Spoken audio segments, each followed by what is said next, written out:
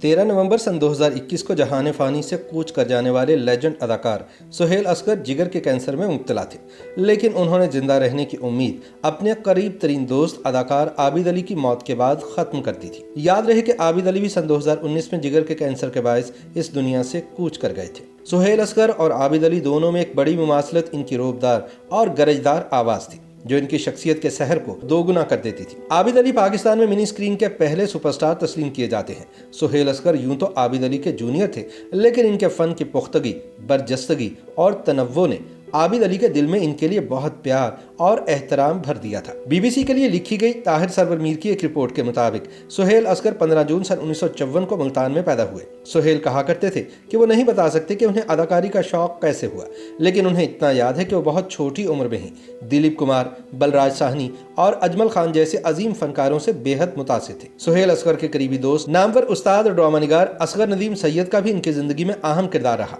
असगर नदीम सैयद ने सन 1985 में drama serial आसमान में एक छोटे से किरदार के लिए सुहेल असगर को पहली मर्तबा कास्ट किया, लेकिन उन्होंने इस छोटे किरदार में भी अपने आप को बड़ा फनकार साबित कर दिखाया। इसके बाद ड्रामा सीरियल प्यास में सुहेल असगर का मैच आबिद अली और अफजाल अहमद से था। सुहेल ने दोनों बड़े अदाकारों के सामने खुद को पूरी तरह मनवाया, जिनके स्टारडम का जादू उस वक्त सर चढ़कर बोल रहा था।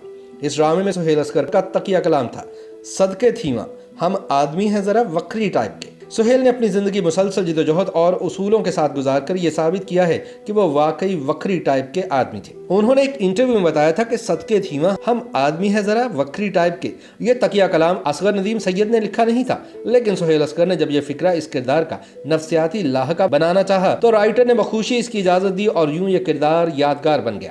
सुहेल असगर ने रेडियो, टीवी, थिएटर और फिल्म जैसे रिवायती मीडियम में मायारी काम किया, लेकिन टेलीविजन इनका महबूब मीडियम रहा। इनके नुमाया ड्रामों में असगर नदीम सैयद की एक और ड्रामा सीरियल ख्वाहिश भी शामिल है। इस ड्रामे में इन्होंने सर्कस से वाबस्ता एक किरदार निभाया था, जिसमें इनके साथी फनकारों में रानी बेगम, जावेद कोडू, हिना शाहीन और सीमी राहील शामिल थी।